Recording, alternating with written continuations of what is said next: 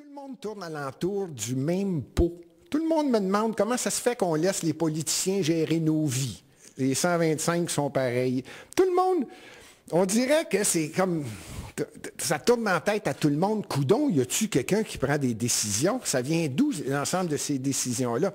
Puis, je vous le dis, là, toutes les questions tournent alentour de ça.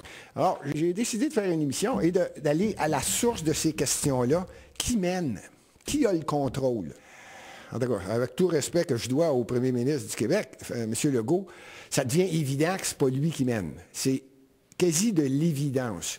Et là, ce n'est même plus une question de ce que les médias appellent les complotistes. C'est rendu que les médias commencent à poser des questions que ceux qui qualifiaient de complotistes posaient il y a 6 mois, 1 an. Là, c'est rendu les médias traditionnels qui essayent d'avoir la vérité sur certains sujets. Entre autres, ils ont déjà demandé, est-ce qu'on peut avoir les documents sur lesquels vous faites vos réunions, qu'on puisse lire quelles sont les propositions qu'on vous fait, Monsieur le Premier ministre, pour prendre des décisions. Et la réponse a été instantanée. Il n'y a pas de papier, il n'y a pas d'écrit, il n'y a rien. Il n'y a pas de rapport là, de la santé publique. C'est moi qui est élu, donc c'est moi qui décide.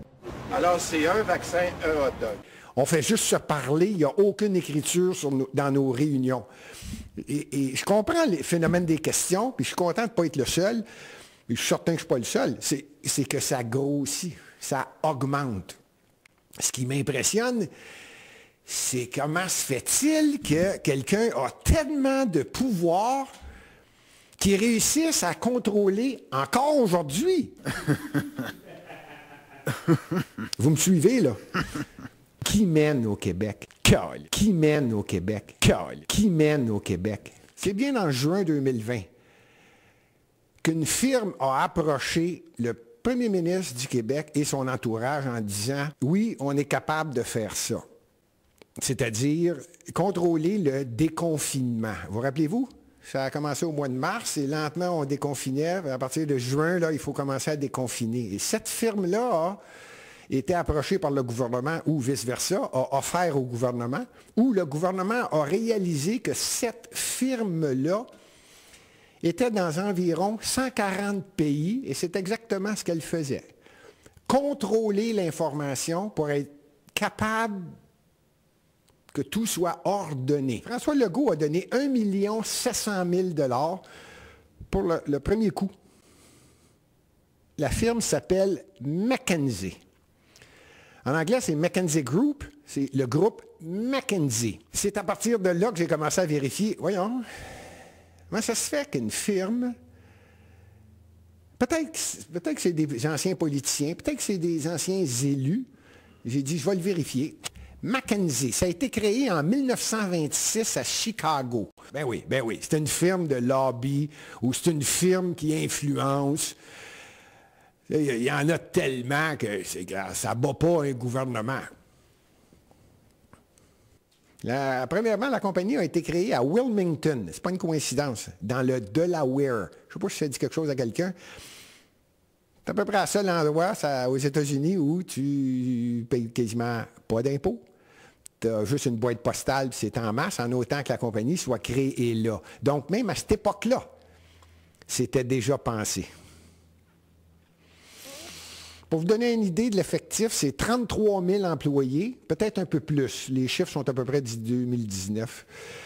33 000 employés, dont 18 000 consultants. Ça, c'est des gens qui conseillent fortement différents endroits. Quand je dis différents endroits, ils travaillent dans 140 nations sur la planète, à l'intérieur de la compagnie McKinsey. Alors, c'est quoi le cabinet McKinsey? Alors, tout d'abord, c'est un cabinet de conseil en stratégie. Il est l'un des plus coûteux de la planète. Il a été créé en 1926. Il possède 130 bureaux dans 65 pays, 30 000 consultants, dont 470 en France. Et l'entreprise n'est pas cotée en bourse. Mais vous allez voir qu'au fur et à mesure de cette vidéo, en fait, ce cabinet de conseil est plutôt expert en délit d'initié. En fait, si vous voulez, McKinsey aurait pu travailler chez Michelin parce qu'en réalité, ils ne vendent que du vent. Impressionnant, hein? Pas assez, hein? Vous allez me dire pas assez. Et c'est pas donné de comprendre exactement la puissance de McKinsey. Je vais vous le prouver En 2007, OK, on va prendre un exemple de 2007, dans les 16, mettons les 25 plus grosses entreprises mondiales sur la planète, là, des compagnies qui font plus que 2 milliards de dollars US par année, là, OK? Mettons les 25 plus grosses compagnies au monde. Il y en a 16 présidents de ces compagnies-là qui ont travaillé chez McKinsey Group. Il faut le faire, hein? Tout d'abord, l'un des points forts et des points particuliers des dirigeants de McKinsey ainsi que de leurs collaborateurs, c'est qu'ils peuvent également être recrutés par les différents pays pour lesquels ils ont collaboré. Aux Pays-Bas, par exemple, Wouke Ektra est devenu ministre des Finances, puis ministre des Affaires étrangères. En Allemagne, Catherine Suder, chefesse de cabinet en charge des appels d'offres pour la ministre de la Défense, de l'époque qui n'était autre qu'Ursula von der Leyen, présidente de la Commission européenne, celle qui vient de remettre un prix au président de Pfizer tout en l'embrassant sur les joues pour savoir à quel point ils allaient se faire du flouze sur le dos des Européens. C'est magnifique tout ça, mais il n'y a absolument pas de collusion. Ceci était une fake news, c'est du complotisme. C'est vraiment, vraiment une firme qui a beaucoup d'influence et qui sait comment placer son monde. Et quand on dit CEO, Chief Executive Officer, parmi les 16 plus grosses compagnies au monde, on parle également de président, premier ministre, ministre et députés dans différents pays qui ont passé comme employés chez McKinsey. En simple, je vous parle d'une firme qui passe inaperçue. Peu importe ce qu'elle fait, elle est dans le silence total. Une fois de temps en temps, on entend ce nom-là. Mais ce n'est pas une firme qui veut être à l'avant-plan. C'est la firme qui conseille, qui, en fait, à mon avis, qui influence. Il y a le petit Victor, Fabius. Vous savez, papa, il travaille au Conseil constitutionnel. C'est lui qui dit « cette loi, elle est bien, cette loi, elle n'est pas bien ». Vous voyez? Donc, le petit Victor travaille pour le cabinet McKinsey. Donc, est-ce qu'il aura un ministère après qu'il ait travaillé chez McKinsey? Eh bien, l'avenir nous le dira bientôt. Ceci n'est pas du complotisme, ce sont des faits. Ou qui fait en sorte que lorsqu'un pays veut telle chose, on appelle McKinsey, ils vont s'arranger pour que le message passe, que les médias suivent ce qu'on veut.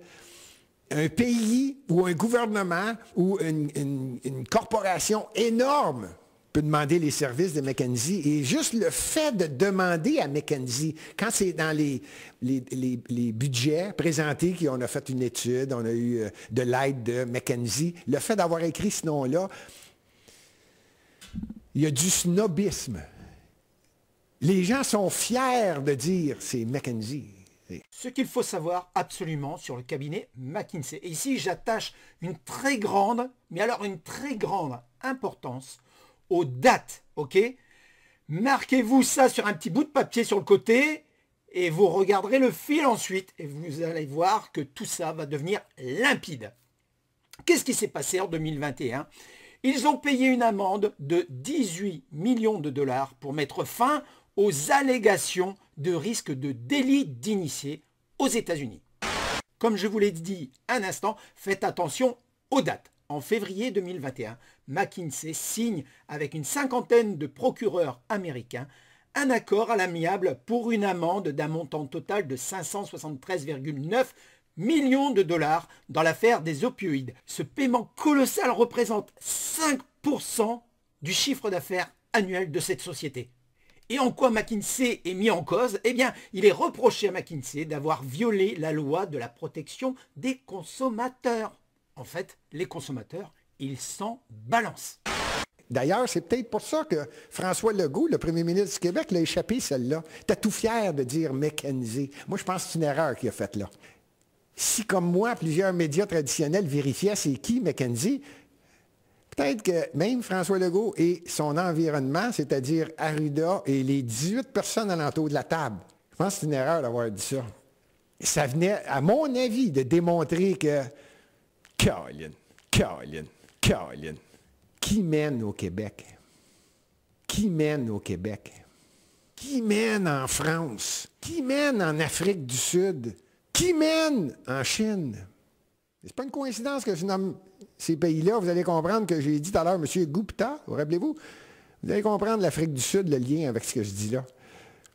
La France. Et évidemment que c'est McKinsey qui s'occupe de tout ce qui se passe. Non seulement confinement, déconfinement, la réglementation, les décisions. On parle même de la façon dont on va procéder pour vacciner. Cerise sur le gâteau, on apprendra, grâce au canard enchaîné, que Macron avait fait appel à des cabinets de conseil en stratégie dans lesquels figurait McKinsey, bien sûr, pour gérer la crise Covid et les campagnes de vaccination. Donc on se demande à quoi sert le ministère de la Santé si tu vas chercher des boîtes privées dont le métier de la santé, ce n'est pas leur domaine. Que nous apprend le canard enchaîné dans cet article? Il nous dit le 23 décembre, ce jour-là se tient une visioconférence réunissant le ministère de la Santé, les directeurs des agences régionales, les ARS, et les patrons des hôpitaux sélectionnés pour étraîner la campagne de vaccination. Après quelques mots d'introduction, Olivier Véran passe la parole à un sémillant quadragénaire dont il ne précise ni le nom ni la fonction, lui laissant le soin de détailler la méthode de l'agenda gouvernemental, les dates de livraison des vaccins, le circuit logistique, etc. Cet intervenant mystère est en réalité un représentant de la filiale française de McKinsey, un cabinet de consultation américaine qui, en toute discrétion, accompagne la task force du vaccin du ministère. Laisser ce rôle à McKinsey en dit long sur les faibles capacités du ministère de la Santé d'organiser la vaccination. Nous avons ici la preuve évidente que Macron, Véran et Castex ne gèrent rien du tout. C'est une boîte privée qui a géré la crise Covid ainsi que le plan de vaccination des Français. C'est totalement dramatique d'en arriver là. Autre point particulier qu'il faut connaître, c'est que McKinsey conseille également les laboratoires de Big Pharma. En fait, dans cette affaire, tu vas t'apercevoir qu'ils font le beurre, l'argent du beurre, ils se font la crémière, le fermier, la ferme et toute la production. Je sais, tu vas me dire, mais où est le rapport entre la France et la crise Covid-19? C'est simple, à la fin, il y a des gagnants et il y a des perdants.